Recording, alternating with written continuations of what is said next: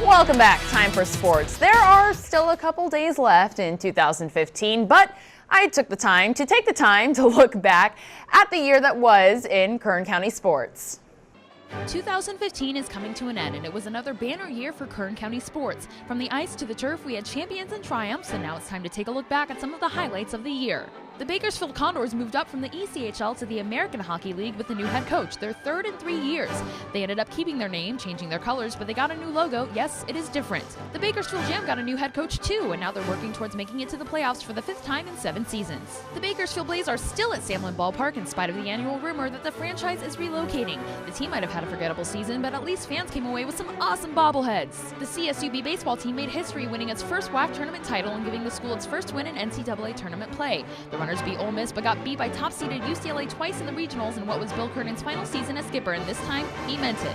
Tiana Outland became CSUB's all-time leading scorer, finishing her career with 2,078 points. But for the second straight year, the women were eliminated from the WAC tournament in the semifinals and lost in the first round of the WNIT. And on the men's side, the Runners faced New Mexico State in the semis for the second straight year, but CSUB lost by 4 points. The Aggies won the WAC, earning them a berth to the big dance. For the second straight year, CSUB volleyball made it to the conference championship game, but this year CSUB was swept by New Mexico State, and the Aggies remain a rival for the Runners in seemingly every sport. Prep sports was poppin' this year with Valley champions abound. South High boys soccer repeated as champs, Independence girls basketball and volleyball teams came away with Valley titles, and Bakersfield Christian volleyball completed a three-peat.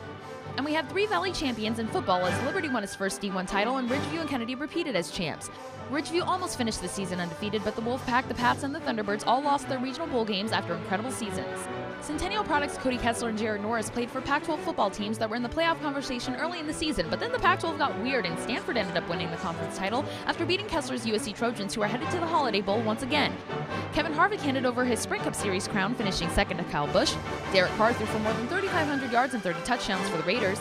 Frontier product Matt Darr got signed by the Miami Dolphins, and Liberty alum Colton Schmidt is a starter for the Buffalo Bills.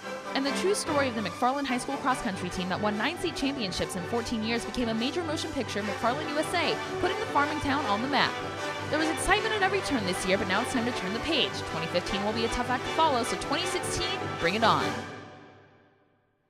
Dennis Manning at the end. That was my favorite part. Perfect. Yeah. Perfect ending. Go out with a bang. And if you didn't understand a word Lena said, I'm sorry. I don't know. What are you going to do? That was her actually talking. Tammy asked her, Kurt asked her, she sped it up. Yeah. The voice track, I'm impressed. Very good. You're good. Thank you. How many takes? Like 3. Okay. Just make sure it all works Yeah. with the music and There are tons of everything. charm. So, That's yeah, not exactly. bad. I like thanks. it. All right, Lena.